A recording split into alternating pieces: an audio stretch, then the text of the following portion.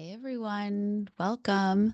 And today's topic is about how to move past the talking stage. I hear from people a lot that they don't know how to progress past talking, texting to actually get the date set, or how to progress past early dates, getting to know you and seeing where they want to move the relationship forward, how they communicate that. So that's what we're going to talk about today. And if you've ever been stuck in the talking stage longer than you wanted to, please just drop me in the chat. It's super, super common. So that's what we're talking about today. I mean, the texting stage should be short, an exciting bridge, another avenue to get to know someone and to help lay the foundation for things you might want to talk about when you meet in person, but it shouldn't be a permanent waiting room, right? So, today we're going to talk about three big reasons people stay stuck and how to move forward. So, first of all, I want to say thank you for prioritizing yourself by joining today. Um, and I do these sessions in the Dating Burnout Support Group on Facebook. And sometimes I do them simultaneously live on TikTok as well. So if you ever see my eyes going back and forth, that's why. But I also keep notes because I don't want to forget anything. I want to make sure that I get everything to you that I can in the session and as efficiently as possible. So please interact live. And if you're watching this later, interact as if you are live. It helps me know what you want to hear about and what resonates. And it also helps you remember it too. So I want to ensure that everyone who is watching this knows to stay until the end. I will have an offer uh, for a free guide at the end, and I'll tell you how to get it. So, also, don't worry about taking notes if you're watching this live. I will post a summary of this on my Substack and link it in my newsletter this week. But if you haven't met me before, hi, I'm Caroline. I'm a former white glove matchmaker turned certified NLP and life coach, and I specialize in helping daters manage burnout because burnout is the part of the journey that makes people want to give up. So, from working one on one with hundreds and hundreds of daters over the years, I've learned that having the right tools to manage discouragement not only keeps you aligned with your goals, but it also empowers you to pull yourself out of those tough moments before they spiral. So I have some core philosophies. And one of them is that you don't need to find your soulmate to find your happily ever after.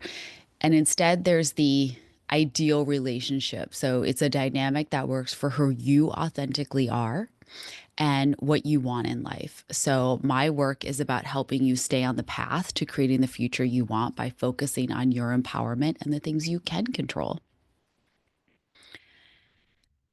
I also want to take this time now and acknowledge that a lot of things are going on in the world that make us feel helpless, that feel very heavy.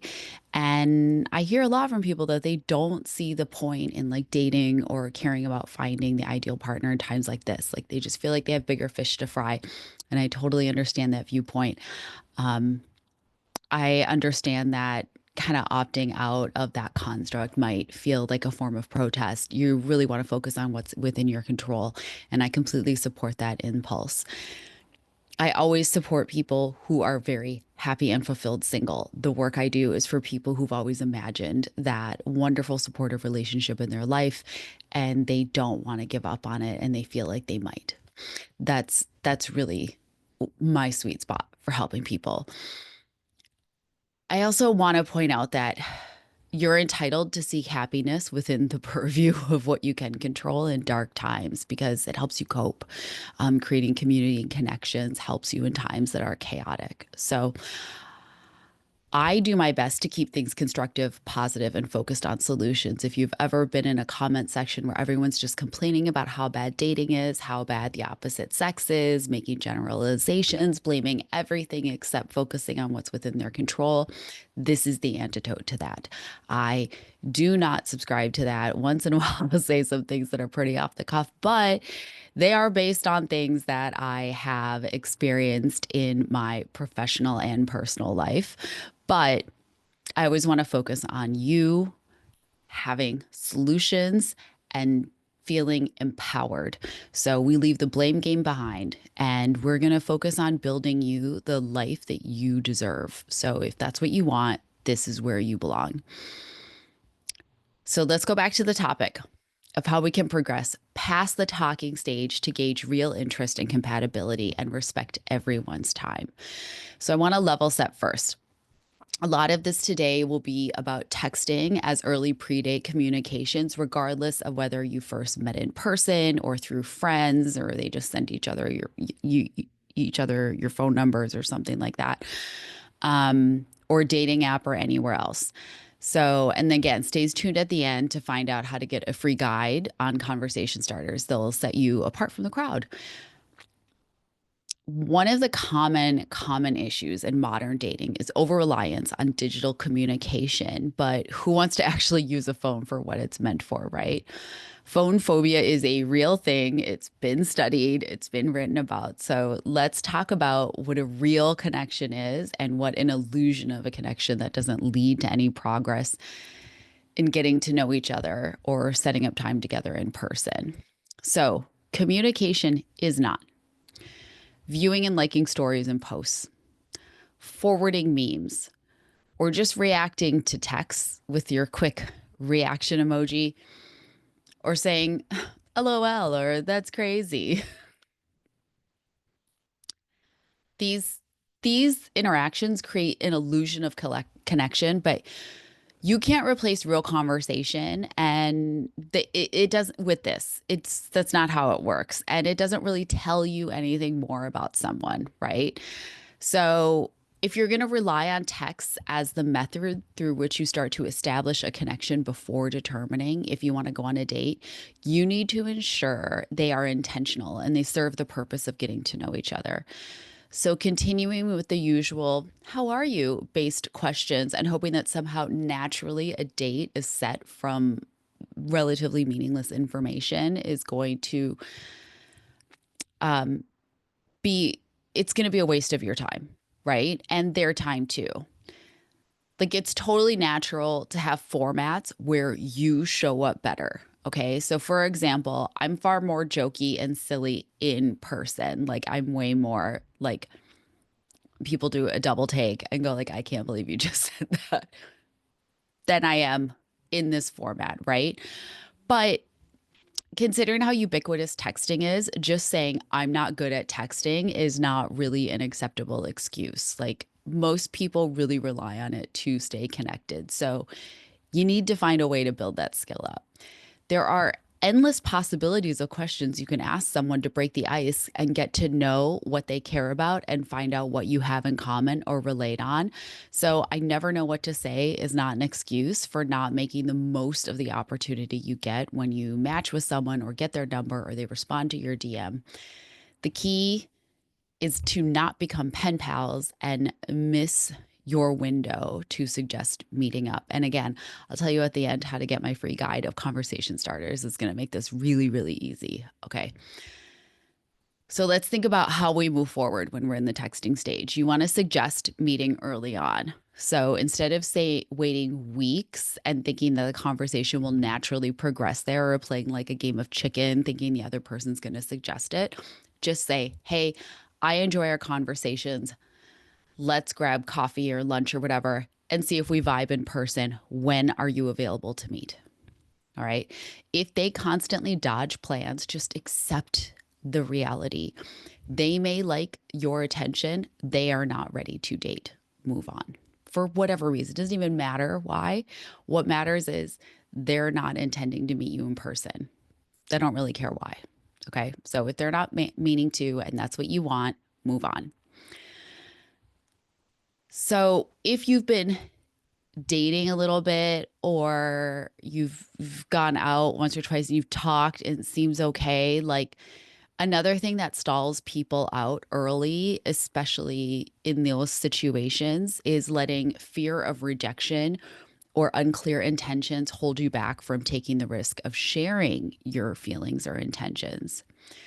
I mean, some people just they'll just hesitate to define the relationship because they fear rejection. and they aren't sure if the other person is interested in the same kind of relationship. But not doing this, though, is a waste of everyone's time. You're going to enjoy my theme here. Don't waste time. If you don't want the same thing, you are not compatible. It does not matter how much you like someone, how good your chemistry is, how much fun you have with somebody. If you don't really want the same thing, you are not compatible. You need to move on. If you have issues managing your fear of rejection, I did a whole session like this on rejection. So just subscribe to my YouTube if you want to be notified when I post that session here. The link is in my bio on my website too, but just subscribe to my YouTube. When I post that, you'll get a notification, because there are tactics for managing a fear of rejection. But just remember that there is no reward without risk. And whether the reward is that the relationship moves forward in the direction you want, or the reward is that you're now free to try to find a connection with someone who does what you want, either way, you have to take the risk, okay? Not discussing your goals early once you've established some compatibility and that you enjoy getting to know each other is, again, it is a waste of time. It creates anxiety in the person who's not sure if the time they're investing is heading in the direction they want to go. Yeah, and it hurts, okay? It hurts to separate from someone you care about, but wasting time on a relationship that will never give you what you want is so much worse. You cannot hold space for someone while simultaneously waiting for someone more suited to show up. I am telling you, you cannot do that. And you might see people do that. They're just cheating. They're just cheating. That's different. But if you're like, I'll date you until the thing I really want comes along, it's not going to, because you won't see it, because you can only be occupied with so much at a time. So what you want to do to move forward is be clear about what you want. So instead of waiting for signs, say what you want, right? I really enjoy our time together. I'm looking for a serious relationship that leads to marriage. That's a goal in my life. What about you? Or I want to make sure you understand the stage I'm in right now. I don't know that I have the capacity for something very serious, and I don't want to cause you pain if that is what you want. So I just want to be clear about that up front. Okay. If they avoid the question or don't match your clarity, they might not be on the same page. And that is good information to have sooner than later. And somebody who's hedging just because they don't want to lose you, like, you deserve clarity. If you've been spending time with somebody and you want to move together forward very intentionally and they're not sure if they do, that is clarity. Being unsure is clarity. Okay. So let me know in the comments if you've ever wondered, like, where is this going? Or you've had the conversation and it didn't go where you wanted it to, and it ended with you ending the connection. Or if you feel like you wish you'd had the conversation sooner and you have some regret over time you wasted. That is also a very universal experience, right? That's why it's important to take the lesson and move forward. And then this regret, leave it in the past, right? You just took the lesson. The lesson is speak up sooner. And then know where your boundary is. If that's not what they want, you move on. Okay. The last example I want to address today is like one-sided effort and mixed signals. Again, people complain about this all the time. So this is like one person puts in most of the effort and then they make excuses for the other's inconsistency, or they just don't read the signals or subtext. And the other person just takes the attention and the validation. Like, if they're offering it, I'll take it. And they don't really think about like the other person's experience or what they maybe deserve, right? So an example could be, if you're always the one initiating, you make the plans, you check on the day, you ask thoughtful questions, and the other person responds, sometimes seems enthusiastic, sometimes not very promptly, or like consistently is more important. Like cadence is more important than timing, right? Because not everyone can respond to you right away. But if people always respond in a similar cadence, that's like a better indicator of like their commitment level. So if they never take the lead, though, you need to stop making excuses like, oh, they're just busy. But deep down, you're probably wondering, like, I don't know if they really liked me. Wouldn't this be easier? And if you're ever asking your friends or worse, strangers on the internet to decode a text or action of someone you're dating, it's probably a sign that they're not as interested in you as you are in them. And you should ask them straight out what's going on, um, or just move on, right? So to move forward, you want to match effort. So if you're always initiating, just stop for a few days and see if they step up. And if they don't, you have your answer. Listen, we all have friends like this too, right? Like everybody has a story about a friend who just like doesn't really take the lead. And like sometimes you go, okay, I understand and accept this about this person. And in a friendship, that might be okay, right? Like I have a friend who's very inconsistent due to extremely chronic pain. And I accept that about them. Like, I accept that they are inconsistent. I might invite them somewhere. They might not be able to show up. That's okay because I know why. And I will, the way I manage it and like my own anxiety around having like unformed plans and not really knowing what's going on is that I only invite them to things I'm going to do anyway. So it's like, hey, it's great if you're there, happening regardless, right? Like I'm not going to do something because you bailed the last minute because you're in pain. So that's the way I manage that.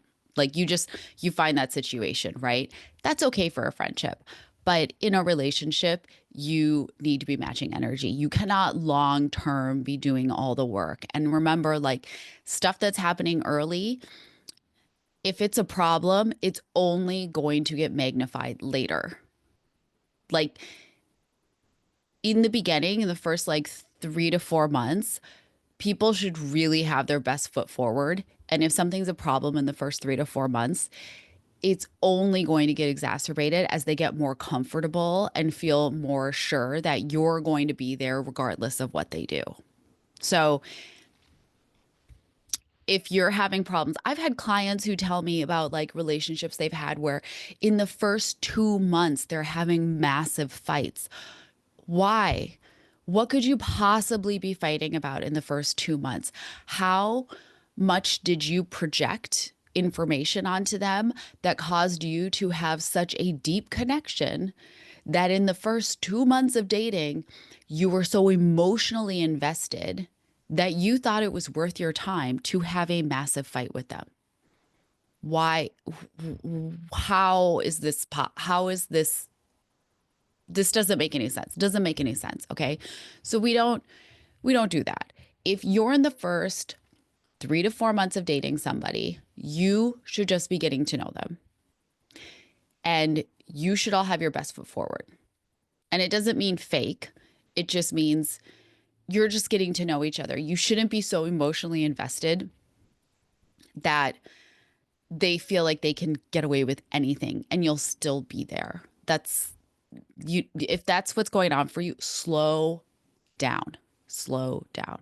Okay? So you want to pay attention to consistency, not just words. If somebody says like, I really like you, but they don't act like it, their actions matter more than their words. I say this all the time. Words are cheap. Words are incredibly cheap. That's why like Love is Blind doesn't really work. Like words are cheap. You can say anything. And a lot of times people don't use their words very effectively. And so when they don't, they leave other people to fill in the blanks. And then people fill in the blanks with what they have as their own experience in life. And so they're going to project and they're just going to fill it in and make an assumption. And if you don't ask for the right details and you don't like extract that information or you don't offer it up, like you actually don't know each other very well. It takes a very long time. Okay.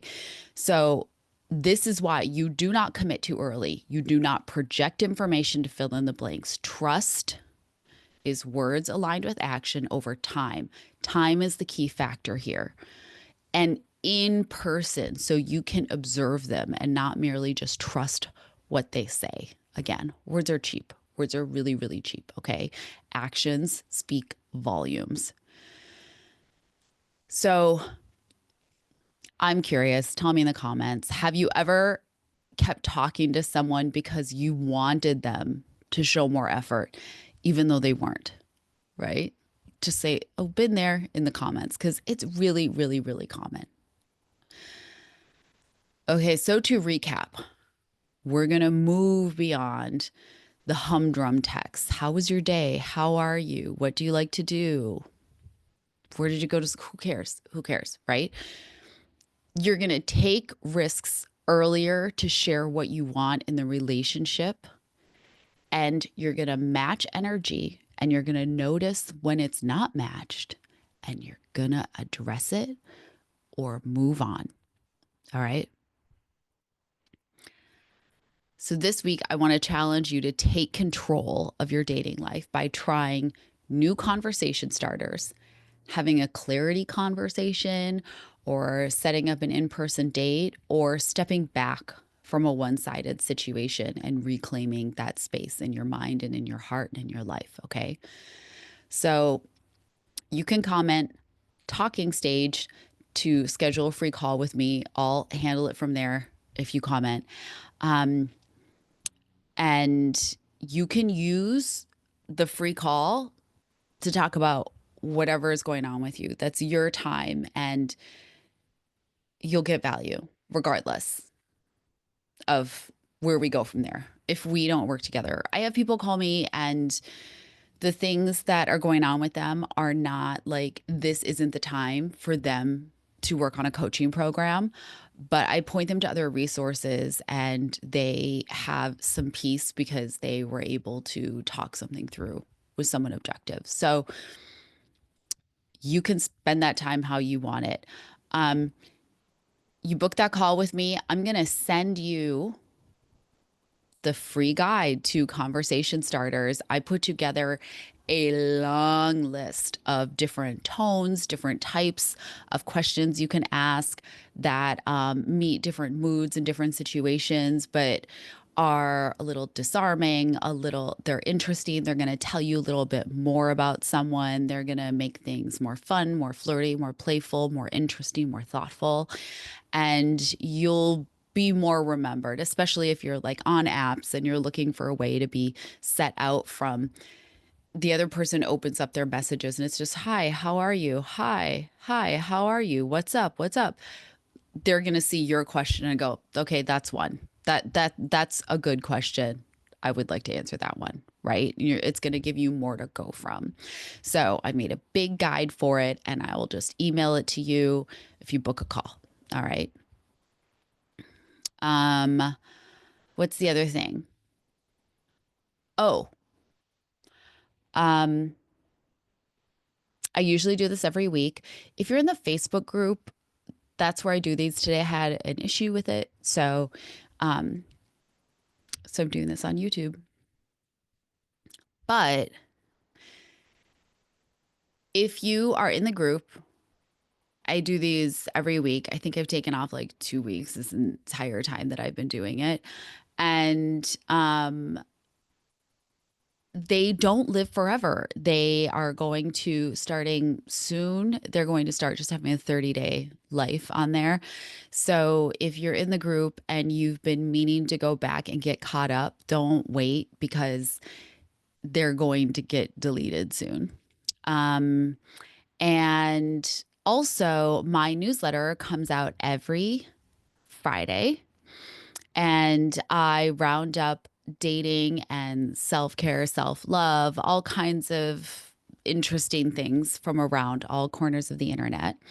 And then I also give you a summary of kind of like the topic of the week, the things that I've been talking about, things I find interesting or helpful, other resources, all sorts of things. And I put them in a nice little digest for you. So that comes out on Friday, usually Friday in the afternoon. And I think that's about it. So subscribe to YouTube and make sure that you get notifications when I put up new videos about, I don't know, every week or two, well, every week or sometimes twice in a week. I'll put up a new video. And if you're on Facebook, join the group because that is where I go live, where I find out like what people want new guides for, new sessions, new topics, things like that. And if you want, let me know. I'll put the link here. And yeah, I hope you all have an awesome rest of your week and weekend. And remember to subscribe to the newsletter. And remember to take care of yourself and advocate for yourself and have boundaries. And remember that, you deserve to have the life you want. You you're allowed to want what you want. Okay. So when we feel out of control, we focus on what is in our control. And actually, you're going to find that it's a lot. Okay. Thanks for joining.